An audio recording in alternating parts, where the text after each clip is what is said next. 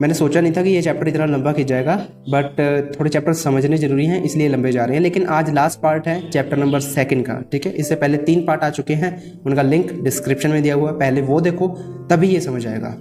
और अगर डायरेक्ट इसे देखना चाहते हो तो भी देख सकते हो, इससे ज़्यादा कुछ वहाँ पर भी समझने वाली बातें ही हैं, यहाँ पर भी समझने वाली बातें हैं। ऐसा कुछ ज़्यादा लिंक नहीं है, थोड़ी बहुत चीज़ें हैं जो डेफिनेशंस पहले बता रखी हैं, जैसे कि एसेट हुआ, लायबिलिटी हुई, ठीक है, बैलेंस शीट हुई, तो ये आपको पहले जाके देखना पड़ेगा फर्स्ट चैप्टर से लेकर अब तक। Many invest in mutual fund, paying a manager handle their account because they don't have the time or expertise। बहुत सारे लोग म्यूचुअल फंड में इन्वेस्ट करते हैं और अपने मैनेजर को हैंडल करने के लिए दे देते हैं अकाउंट। क्यों? क्योंकि या तो उनके पास इतना ज़्यादा टाइम नहीं है कि वो अपने अकाउंट संभाले, या उनके पास इतनी एक्सपर्टीज़ नहीं है। उन्हें लगता है कि म्यूचुअल फंड सेफ है और वो सेफ खेलना चाहते हैं, जिसका मतलब है कि their balance sheet is not balanced, उनकी जो बैलेंस शीट है वो बैलेंस्ड नहीं है। They can't take advantage of, अच्छा, उनको अपॉर्चुनिटीज़ के एडवांटेज ही नहीं मिलते। क्यों? क्योंकि वो मैस अप कर चुके हैं और उनका जो मेन प्राइमरी सोर्स है मनी का, वो है उनकी salary. Want to grow rich? Question mark. If yes then concentrate your all effort on buying income producing asset. तो तुम्हारा सारा एफर्ट्स जो है ना उसको कंसंट्रेट करो किस पर? इनकम प्रोड्यूसिंग एसेट में पैसा डालने के लिए, ठीक है। सिर्फ एसेट खरीदो, that's it. When you truly understand, एक और चीज़ कि सक्सेस, ओवरनाइट सक्सेस कभी पॉसिबल नहीं होती है, एक्सेप्शंस आर ऑलवेज देयर, लेकिन 99.99999% टाइम ये ओवरनाइट सक्सेस जो हमें लगती है वो ओवरनाइट नहीं होती। इसके पीछे लगभग आधी ज़िंदगी निकल जाती है लोगों की, ठीक है। तो यहाँ पर आगे चल के पता चलेगा कि एसेट में ऐसा नहीं है कि आप एसेट में डालोगे पैसा तो बस 5 साल में आप करोड़पति बन जाओगे, लेकिन वो डिपेंड करता है कि तुम पैसा कितना डाल रहे हो, ठीक है। और दूसरा, तुम मनी को मैनेज कैसे करते हो, ठीक है। और तीसरा, तुम सोचते कैसे हो। When you truly understand what is asset is, keep liabilities and expenses low, you will deepen your asset column। अच्छा, जब तुम ट्रूली अंडरस्टैंड करते हो ना कि एसेट क्या है तो चेंज आता है इवन। और अपनी लायबिलिटी और एक्सपेंसेस है उनको कम रखो जितना ज़्यादा हो सकता है, ठीक है। और अपने कॉलम को, एसेट कॉलम को बड़ा करते रहो। तो how do you know when you are wealthy? तो तुम्हें पता कैसे चलेगा? रॉबर्ट पूछ रहे हैं कि तुम्हें पता कैसे चलेगा कि अरे वाह अब मैं वेल्दी हो गया। Robert use a definition by R Buckminster Fuller. Wealth, तो रॉबर्ट ने इसकी डेफिनेशन दी है कि तुम वेल्दी कब बनते हो, ठीक है। Wealth is a person's ability to survive so many number of days forward, और if I stopped working today how long I could survive. Wealth एक ऐसी चीज है, पर्सन की वेल्थ एक एबिलिटी होती है उसके सर्वाइव करने की, वो कितने दिन जी सकता है आगे, या वो कितने दिन बिना काम किए अपनी लाइफ को सर्वाइव कर सकता है। कितनी अच्छी बात है, लिख लो कॉपी में, ठीक है। Another way of stating it, wealth is the measure of the cash flow from the asset column compared with the expense column।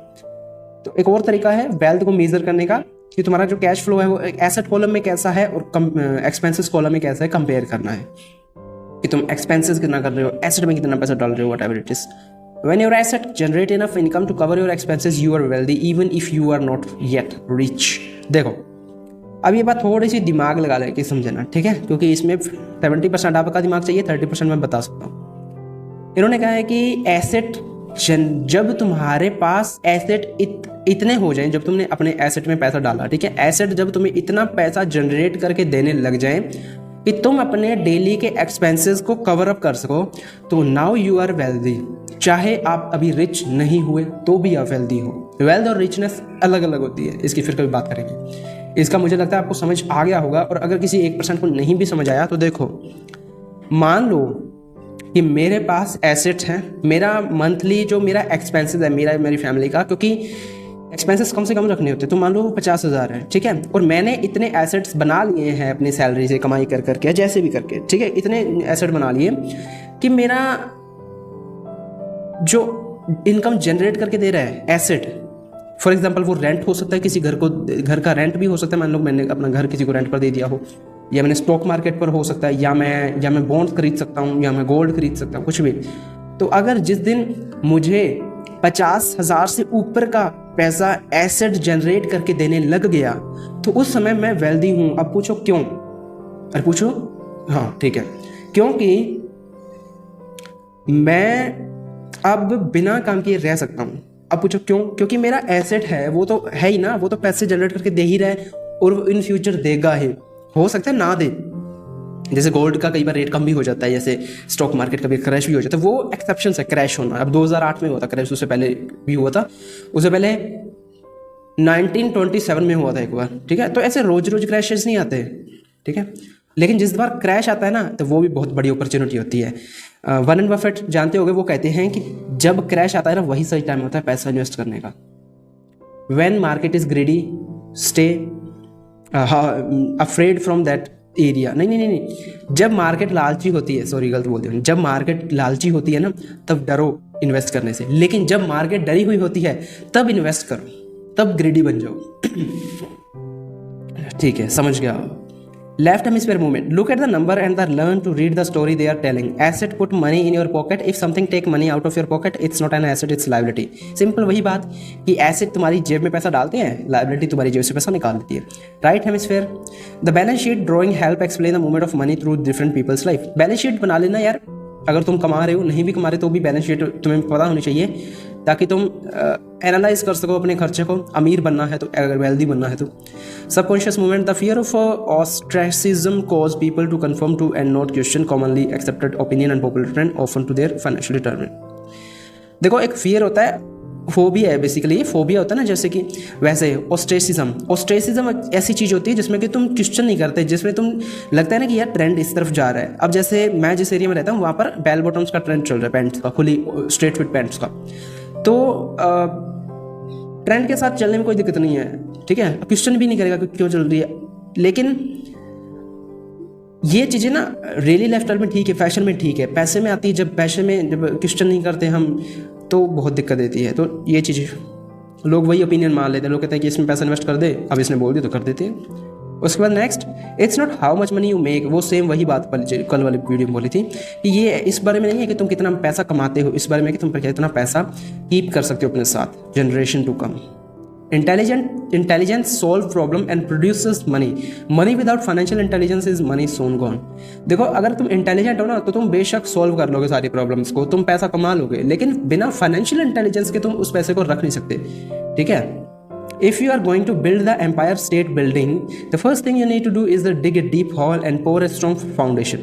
अगर तुम एम्पायर खड़ा करने के बारे में सोच रहे हो ना तो सबसे पहले तुम्हें काम करना पड़ेगा, तुम्हें गहरा खड्डा खोदना पड़ेगा जिसमें कि तुम अपनी फाउंडेशन को स्ट्रॉन्ग कर सको। ये एग्जाम्पल है। If you are going to build a home in the suburb, all you need to do is pour a 6-inch slab of concrete. अच्छा, ये एग्जांपल दिया है कि जब तुम एक घर बनाते हो सबर्ब में तो तुम्हें 6 इंच की कंक्रीट डालनी पड़ेगी। बहुत सारे लोग in their drive to get rich are trying to build an Empire State Building on a 6-inch slab. तो बहुत सारे लोग जब गेट क्विक रिच स्कीम में फंसते हैं तो वो सोचते हैं कि हम अपना एम्पायर खड़ा कर लें एक छोटी सी नींव के ऊपर। Rich people acquire asset, the poor and middle class acquire liability, और वो सोचते हैं कि ये एसेट है। Very funny. If your pattern is to spend everything you get, most likely an increase in cash will just result in an increase in spending. अगर तुम्हारा मन करता है ना, अरे जिंदगी 2 दिन की है भैया, हम तो उड़ाएंगे पैसा, तो तुम्हारी तनख्वाह महीने की 10 लाख भी हो जाए तब भी तुम उड़ाओगे ही, तब भी तुम अमीर नहीं गिने जाओगे। ये बात याद रखना। अमीरी का एग्जाम्पल दूँ मैं, अमीरी का वेल्थ का तो दे ही दिया, अमीरी का भी एग्जाम्पल दे देता हूँ। अमीर वो इंसान है, जैसे दो लोग हैं, एक इंसान है ए और एक इंसान है बी। ए की मंथली सैलरी है 2 लाख, बी की मंथली सैलरी है 20 लाख। ए अपने एक्सपेंसेस को कम रखता है और महीने का 50,000 रुपये उड़ाता है, मतलब उड़ाता नहीं, यूज़ करता है, ठीक है। बच्चे कितने? 1.5 लाख। लेकिन जो बी है उसकी सैलरी 20 लाख है और वो 15 लाख रुपए महीने का उड़ाता है। बचे कितने? 5 लाख। अब बहुत सारे लोग सोचेंगे कि उसके पास 5 लाख बच गए तो वो वेल्दी अमीर है। नहीं है। क्यों नहीं है? अब देखो, मान लो उनकी जॉब चलेगी दोनों की, तो अब उस इंसान के पास 3 महीने का पैसा है। किसके पास? जिसकी सैलरी 2 लाख थी। कैसे? 50,000 उड़ाता था, लगाता था, स्पेंड करता था, तो पीछे 1.5 लाख बचा, तो 1.5 लाख 50 3 महीने निकल गए उसके। 3 महीने में वो कोई और जॉब ढूंढ लेगा या कोई खुद का काम कर लेगा। अब दूसरी तरफ आ जाओ, 15 लाख उड़ाता था वो, अब उसके पास सेव कितना है? 5 लाख, ठीक है। तो अब 3 महीने वो कैसे निकालेगा?